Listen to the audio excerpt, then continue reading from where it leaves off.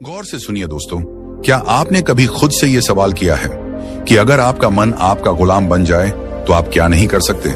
क्या आपने कभी महसूस किया है कि आपकी जिंदगी में सबसे बड़ी लड़ाई बाहर की दुनिया से नहीं, आपके अपने मन से है? सुबह उठने का मन नहीं करता, कुछ नया सीखने का मन नहीं करता, बुरी आदतें छोड़ने का मन नहीं करता, गुस्सा आ जाता है, मन भटक जाता है, काम का मन नहीं करता, और फिर दिन के अंत में पछतावा होता है कि आज भी खुद से हार गया। कभी सोचा है कि ऐसा क्यों होता है? इस वीडियो में हम उसी गहराई तक उतरेंगे जहां से ये सारा खेल शुरू होता है, आपके मन से। और बात बस समझने की नहीं है, बात है जागने की, सच को देखने की और अपने मन को साधने की। क्योंकि जिसने अपने मन को साध लिया उसने सारा संसार जीत लिया। गौतम बुद्ध ने कहा था, मन ही सब कुछ है, तुम जो सोचते हो वही बन जाते हो। अब जरा सोचिए, अगर आपका मन ही बार बार सोचता है कि मैं कमजोर हूं, मुझे नहीं आता, मेरा ध्यान नहीं लगता, तो वो सोच धीरे धीरे आपका सत्य बन जाती है। और यही है मन की सबसे बड़ी चाल। वो आपकी बनाई हुई आदतों, भावनाओं और यादों का गुलाम बन जाता है और आपको गुलाम बना देता है। मन एक बंदर की तरह है जो हर पल उछलता है, कभी भविष्य की चिंता में तो कभी अतीत के पछतावे में। आपके साथ भी होता है ना? आप कुछ करने बैठते हैं और अचानक मन कोई पुरानी बात याद दिला देता है, कोई दुख, कोई गलती, कोई डर, और फिर आप वहीं अटक जाते हैं, कुछ करते ही नहीं। आपका शरीर वहीं बैठा होता है पर मन कहाँ होता है कोई नहीं जानता। अब जरा सोचिए, ये वही मन है जो आपको महान बना सकता है अगर आप इसे समझ लें, इसे दिशा दे दें। क्योंकि मन खुद नहीं जानता कि क्या अच्छा है क्या बुरा है, वो तो बस जिस चीज को आप बार बार दोहराते हो उसी को सच मान लेता है। अगर आप हर रोज खुद से कहते हो, मैं कुछ नहीं कर सकता, मेरा मन नहीं लगता, मेरी किस्मत खराब है, तो मन वही दोहराएगा, वही परोसता रहेगा और आप उसी में डूबते जाओगे। पर अब वक्त आ गया है कि आप इस मन को पहचानो, इसका व्यवहार समझो, इसकी चालाकी पकड़ो और इसे खुद के अधीन करो। मनोविज्ञान कहता है कि हमारे 95% निर्णय हमारे अवचेतन मन से लिए जाते हैं। यानी हम जो सोचते हैं, जो महसूस करते हैं, उसका बड़ा हिस्सा हमें पता भी नहीं चलता और फिर भी वही हमारे जीवन की दिशा तय करता है। यानी अगर आपने अपने मन को सही प्रशिक्षण नहीं दिया तो वो बिना आपकी मर्जी के आपको वहां ले जाएगा जहां आप कभी नहीं जाना चाहते थे। अब एक बात ध्यान से समझो, अगर आपका मन ही नियंत्रण में नहीं है तो दुनिया का कोई लक्ष्य, कोई रिश्ता, कोई सफलता आपको संतोष नहीं दे सकती। क्योंकि उस सब को जीने के लिए सबसे पहले जिस चीज की जरूरत है वो है मन की स्थिरता। आधुनिक विज्ञान भी यही कहता है, दिमाग की वायरिंग और फायरिंग, यानी आप जैसे सोचते हो वैसे ही आप बनने लगते हो। हर बार जब आप नकारात्मक सोचते हो, आपका दिमाग उसी सोच की आदत डाल लेता है और यही आपकी आइडेंटिटी बन जाती है। अब जरा रुकिए और सोचिए, क्या आप वाकई अपने मन के मालिक हैं या फिर आपका मन ही आपको चला रहा है? यही है वो सवाल जो इस वीडियो की शुरुआत है। क्योंकि जब तक आप इस सवाल का जवाब खुद नहीं ढूंढोगे तब तक कोई बाहरी ज्ञान, कोई मोटिवेशन, कोई तरीका काम नहीं करेगा। इस वीडियो में हम आपके सामने वो रहस्य खोलने वाले हैं जिसके बाद आप जानोगे कि मन को जीतना क्या होता है और कैसे हर आम इंसान अपने मन की शक्ति को जागृत कर सकता है। और याद रखिए, मन को जीतना कोई एक दिन का काम नहीं है, ये एक अभ्यास है, एक यात्रा है, एक युद्ध है जो हर दिन लड़ा जाता है। लेकिन अगर आप इस युद्ध को समझ लें तो जीत पक्की है। अब हम उस बिंदु पर पहुंच चुके हैं जहां से असली सफर शुरू होगा। इस सफर में हम जानेंगे मन को कंट्रोल करने की 5 सबसे शक्तिशाली विधियां जो न केवल आपके विचारों को बदलेंगी बल्कि आपके जीवन की दिशा ही मोड़ सकती हैं। तो बने रहिए इस वीडियो के साथ, क्योंकि अब जो आएगा वो सिर्फ जानकारी नहीं, जागृति है। पहली विधि, सकारात्मक आत्मवार्ता, पॉजिटिव सेल्फ टॉक। क्या आपने कभी अपने आप से कहा है, मुझसे नहीं होगा? स्विंगल, मैं हमेशा गलती करता हूं। जरेनियम, मेरे बस की बात नहीं है। अगर हां, तो आज इस वीडियो को पूरा देखना आपके जीवन की दिशा को बदल सकता है। क्योंकि जिस व्यक्ति से आप सबसे ज्यादा बातें करते हैं वो कोई और नहीं, आप खुद हैं। और यही बातचीत आपके भविष्य की दिशा तय करती है। हमारा मन जो सोचता है वही हम बनते हैं। ये बात सिर्फ कोई मोटिवेशनल डायलॉग नहीं है, ये विज्ञान भी कहता है और ब्रह्म ज्ञान भी। मन को कंट्रोल करने की पहली शक्तिशाली विधि है सकारात्मक आत्मवार्ता, यानी अपने आप से सकारात्मक बातें करना। ये कोई मामूली आदत नहीं, ये आपकी आत्मा से सीधा संवाद है। जब हम रोज खुद को नकारात्मक बातें कहते हैं, जैसे मैं कमजोर हूं, मेरे साथ ही ऐसा क्यों होता है, मुझे कुछ नहीं आता, तो हमारा अवचेतन मन, सबकॉन्शियस माइंड उन बातों को सच मानने लगता है। फिर वही बातें हमारी आदत बन जाती हैं, हमारी सोच बन जाती है और धीरे धीरे हमारा भविष्य भी वैसा ही बनने लगता है। मनोविज्ञान कहता है कि हमारा अवचेतन मन हर उस बात को रिकॉर्ड करता है जो हम खुद से बार बार कहते हैं। इसलिए अगर आप खुद से बार बार बोलते हैं मैं हार जाऊंगा, तो आपकी सोच हारने वाली बन जाएगी। और अगर आप खुद से रोज बोलें मैं कर सकता हूं, मैं सीख सकता हूं, मुझे खुद पर विश्वास है, तो आपका दिमाग उसी दिशा में काम करने लगेगा, सफलता की दिशा में। इस आत्मवार्ता का असर केवल आपके आत्मविश्वास पर ही नहीं पड़ता, बल्कि ये आपके शरीर की ऊर्जा, आपके फैसले और आपकी दृष्टि तक को प्रभावित करता है। गौतम बुद्ध ने कहा था, मन ही सब कुछ है, जैसा तुम सोचते हो वैसे ही बन जाते हो। उनकी ये बात आज के विज्ञान से भी मेल खाती है। पॉजिटिव सेल्फ टॉक हमारे न्यूरॉन्स को नए रास्ते बनाने पर मजबूर करती है। यानी जब आप बार बार खुद से अच्छा बोलते हैं तो आपका दिमाग नई संभावनाओं के लिए खुलने लगता है। अब सवाल उठता है, ये सकारात्मक आत्मवार्ता करनी कैसे है? सबसे पहले हर सुबह उठते ही अपने आप से एक बात जरूर कहिए, मैं आज पहले से बेहतर हूं और हर दिन आगे बढ़ रहा हूं। ये छोटे छोटे वाक्य आपके दिन की दिशा तय करते हैं। दूसरा, जब भी कोई काम मुश्किल लगे तो खुद से ये मत कहो कि मुझसे नहीं होगा, बल्कि कहो ये चुनौती है और मैं इसे सीखने का मौका मानता हूं। इस सोच से आपका डर छंटने लगता है। तीसरा, अगर आप किसी गलती को लेकर खुद को कोसते हो तो उसी समय खुद से कहो, मैं सीखने वाला हूं, गलती मेरी पहचान नहीं है। ये आत्म स्वीकृति आपके मन को बोझ से मुक्त करती है। दुनिया में कोई भी सफलता तब तक नहीं आती जब तक आप खुद पर विश्वास करना नहीं सीखते, और ये विश्वास तब पैदा होता है जब आप खुद से बात करना शुरू करते हैं, सकारात्मक ढंग से। अब यहाँ एक बात और समझना बेहद जरूरी है। सकारात्मक आत्मवार्ता का मतलब ये नहीं कि आप हर हाल में खुद से झूठ बोलें, बल्कि इसका अर्थ है अपने अंदर की सच्चाई को देखना, समझना और उसे उन्नत दिशा में मोड़ना। अगर आप किसी कमजोरी को पहचानते हैं तो खुद से कहिए, हाँ ये मेरी कमी है, लेकिन मैं इसे सुधार सकता हूं। बस यही सोच आपको हर दिन एक नए स्तर पर ले जाएगी। इस आदत को अपनाने के लिए आप एक छोटा सा अभ्यास कर सकते हैं।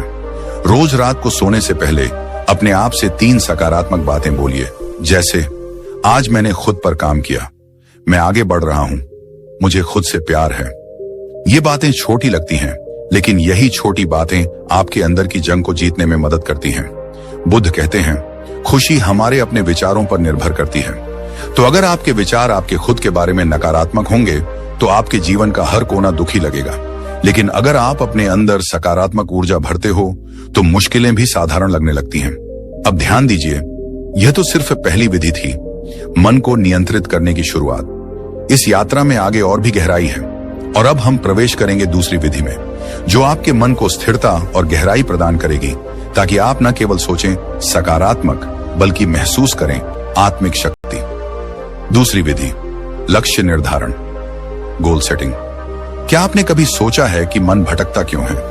क्यों हम अक्सर एक काम शुरू तो करते हैं लेकिन बीच में ही छोड़ देते हैं? क्यों हमारा मन कभी अतीत की यादों में उलझा रहता है तो कभी भविष्य की चिंता में खोया रहता है? इसके पीछे एक गहरी वजह है, अस्पष्टता।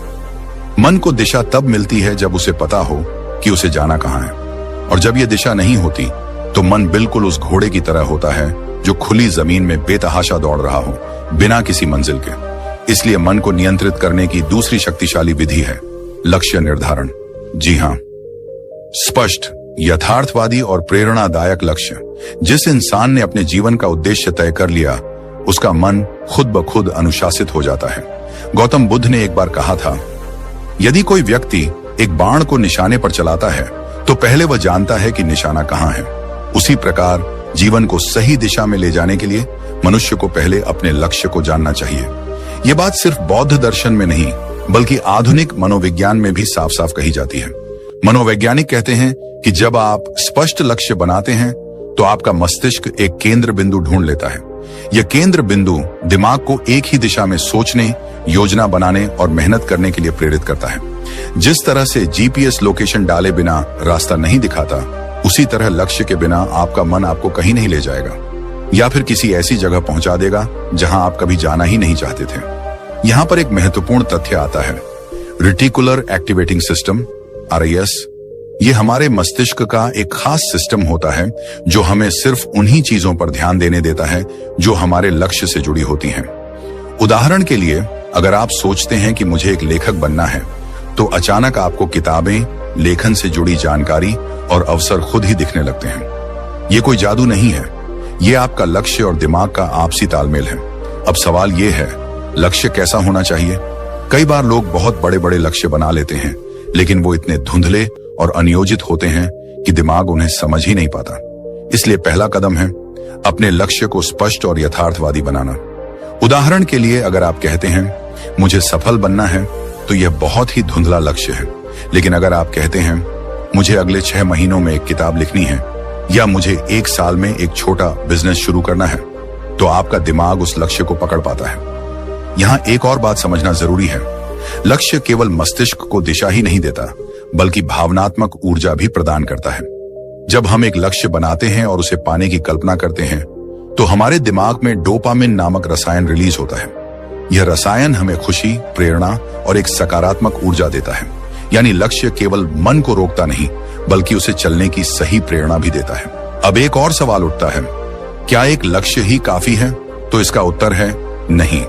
लक्ष्य का विभाजन होना चाहिए, दीर्घकालिक लॉन्ग टर्म, मध्यकालिक मिड टर्म और लघुकालिक शॉर्ट टर्म। क्योंकि जब हम एक बहुत दूर का लक्ष्य बनाते हैं और उसके बीच कोई पड़ाव नहीं रखते, तो हमारा मन थक जाता है और कहता है अभी तो बहुत दूर है, फिर कभी शुरू करेंगे। इसलिए छोटे छोटे पड़ाव होना जरूरी है, ताकि मन को हर पड़ाव पर एक संतुष्टि और प्रगति की भावना मिलती रहे। आप जब एक लक्ष्य तय करते हैं और उस पर काम करना शुरू करते हैं, तो आपका मन विकर्षणों को खुद ही ठुकराने लगता है। जैसे ही आपका ध्यान भटकता है, दिमाग आपको याद दिलाता है हमारा लक्ष्य अभी अधूरा है, और यहीं से शुरू होता है मन पर नियंत्रण। अब सोचिए, एक मन जिसने खुद को एक दिशा में बांध लिया है, वो कितनी शक्ति उत्पन्न कर सकता है। आपने देखा होगा, जब आप किसी जरूरी काम में पूरे मन से लगे होते हैं, तो आपको भूख, प्यास, थकावट कुछ भी महसूस नहीं होता। क्यों?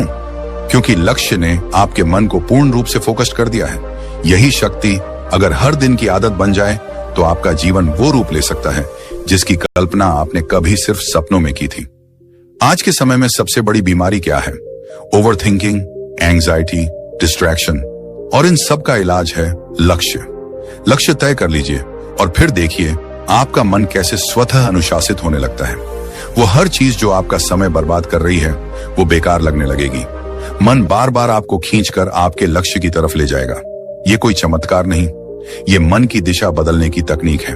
अब जरा ये विचार कीजिए, अगर एक छोटा सा चुंबक लोहे की सुई को खींच सकता है, तो एक स्पष्ट और सशक्त लक्ष्य आपके मन को कितना खींच सकता है?